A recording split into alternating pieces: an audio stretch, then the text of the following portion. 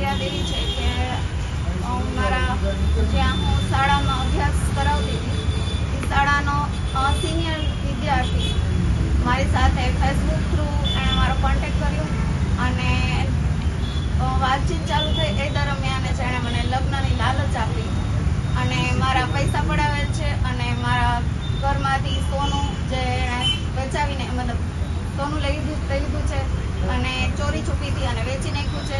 અને મેં એને ઓનલાઈન પેમેન્ટ અને મારું સેવિંગ મારું પીએફ એવી રીતના મેં એને પૈસા થ્રુ મદદ બી કરેલી છે.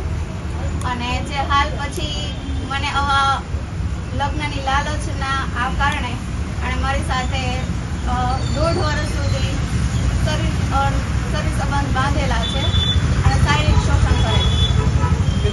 વ્યક્તિ સામેવાળી વ્યક્તિ છે એ શું નામ છે ને શું અત્યારે ધંધો કરે? સર એમનું નામ છે ધ્રુવલ પંકજભાઈ દેસાઈ. ખાલી અમૂલ પાર્લરનો શોપ છે, અમૂલ પાર્લરની અંદર. કઈ રીતે બેન કોન્ટેક્ટ કર્યો તો આપને?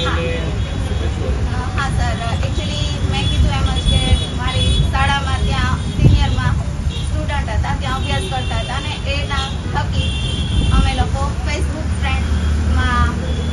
ફ્રેન્ડ હતા અને ત્યારથી પછી 10-12 વર્ષ પછી એણે મને કોન્ટેક્ટ કરેલો અને મારા સ્ટાફ સાથે અને એમના મિત્ર દ્વારા એને મારા અંગત મતલબ મારી પર્સનલ લાઈફ વિશે એને મોસ્ટલી ખબર હોવાથી એણે મારો કોન્ટેક્ટ કરેલો છે અને એને ખ્યાલ પડ્યો છે કે હું ડિવોર્સી છું અને સિંગલ છું. એના કારણે એણે મારો કોન્ટેક્ટ કરેલો હતો અને પહેલેથી જ એનો ઈરાદો એવો હતો કે આ વ્યક્તિ એકલી રહે છે તો હું આની સાથે આવી રીતના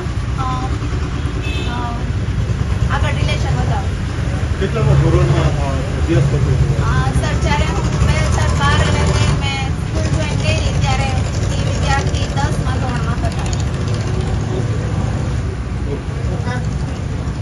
આજ દરમિયાન એમણે મારી સાથે એમના પછી મારું કોન્ટેક્ટ એમના 2024 જૂનથી એમણે મારો કોન્ટેક્ટ કરેલો હતો પણ લાસ્ટ 2025 ડિસેમ્બર સુધી ડિસેમ્બર સુધીમાં એમણે નવેમ્બરમાં મને ખબર પડી માર્ચ મહિનામાં જ એમના જ મહિલા મિત્ર સાથે એમણે સગાઈ કરી લીધી હતી અને ત્યારબાદ મને છેલ્લા 10 મહિના સુધી ખબર ના પડવા દીધી અને મને એવું જ કીધું કે હું તમારી જોડે જ મેરેજ કરવા માંગુ છું અને આપણે બહાર ફોરેનમાં આપણે સ્થાયી થવું છે એટલે એના માટે એણે મને જોબ બી મુકાવડાવી દીધી હતી મારી અને ફોરેન જવાની તૈયારી કરાવડાવી હતી.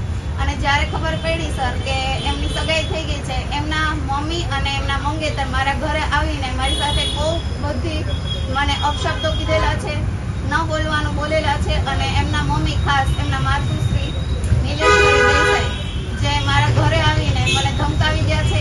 એમના મંગેતર પણ આવેલા હતા મારા ઘરે અને મને એવું કીધેલું કે આમની સગાઈ થઈ ગઈ છે, તમે આને કેવી રીતના આને મારા છોકરાને તો પૈસાથી ફસાયો છે, તું એટલી બધી મોટી કરોડપતિની દીકરી છો કે તું બધાને બોલાવે છે. અને સર ન બોલવાના ઘણા બધા શબ્દો બોલેલા છે અને ખાસ કરીને મને એવું કીધેલું છે કે તું મને ઓળખતી નથી. એમના માતાએ તું મને ઓળખતી નથી, હું ગોંડલની ગુંડી છું અને રૈયાણીની દીકરી છું. આવા બધા શબ્દો બોલી અને મને ધાક ધમકી આપેલી. અને એ બાદ ધ્રુવલ દેસાઈએ મને જ્યારે ખબર પડી કે એમને પોતે પકડાઈ ગયો મારા ઘરે જ, એની મંગેતર એને ફોલો કર્યો એટલે મારા ઘરે જ પકડાઈ ગયો છે. અને સર આ 1.5 વર્ષમાં મારા ઘરે સવાર બપોર સાંજ 3 ટાઈમ મારા ઘરે આવતો અને એઝ મને વાઇફની જેમ ટ્રીટ કરેલી છે સર. અને અમે કન્ટિન્યુ આ 1.5 વર્ષમાં બહાર જઈ આવેલા છીએ. ઓલમોસ્ટ ગુજરાતમાં એણે મને 4 ધામની યાત્રા કરાવેલી છે અને થાઈલેન્ડ મે મહિનામાં મને 10 દિવસ થાઈલેન્ડ પણ લઈ ગયો હતો. અને આ બધામાં જ આટલા મહિનામાં એણે મને જરા કે છે ને ભનક ના લાગવા દીધી કે એની સગાઈ થઈ ગઈ છે માર્ચ મહિનામાં જ. અને પછીથી કન્ટિન્યુ એને મારે ડિસેમ્બર સુધી મારી સાથે રિલેશન રાખ્યા. અને એ પછી સર મને જ્યારે ખબર પડી કે એમના સગાઈ થઈ ગઈ છે તો મેં એમ કીધું કે તમે આપણું જે કંઈ હવે અને મને એવું કીધું કે મારા ઘરેથી મને પ્રેશર કરીને મને સગાઈ કરાવી છે. સર, જો પ્રેશર કરીને સગાઈ કરાવી હોય તો એ કાસ્ટ એ લોકો લેવા પટેલ છે તો પટેલ કાસ્ટમાં જ કરાવેલી હોય એમના પેરેન્ટ્સે, બરાબર? તો હાલ એમના પેરેન્ટ્સે પટેલ કાસ્ટમાં નથી કરાવેલી. એમના જે મંગેતર છે એ સોલંકી છે. તો સર આ જે છે એ વિચારો તમે ખોટું રીતે જ મારી સાથે એણે પહેલેથી જ આગળ વધેલા છે. અને એ પછી મને એવું કહે છે કે મારે એમની સાથે સગાઈ તોડી નાખવી છે. તમને તો ખબર છે પટેલમાં ચટ મંગની અને પટ વિવાહ હોય છે. તો મારે તમારી સાથે જો ખોટું કરવું હોય તો હું તમારી સાથે કેવી રીતના હું રહી શકું? આ લોકોએ મને ધરાડથી મતલબ મારા પેરેન્ટ્સે મને ધરાડથી સગાઈ કરાવી છે અને મારે એ સગાઈમાં મતલબ મારી સગાઈ તોડી નાખી છે અને મેરેજ તમારી સાથે જ કરવા છે અને મારે તમારી સાથે જ બહાર સ્થાયી થવું છે. અને આ કર્યા પછી સર પછી એણે મારા થોડા ટાઈમમાં જ મને બ્લોક કરી દીધી. મારા બધા ફોન મેસેજ કોલના આન્સર નહોતા આપતા. એ પછીથી મેં એમને કીધું કે હવે તમારે મને પ્રોપરલી આન્સર કરો થોડા ટાઈમ પછી જ.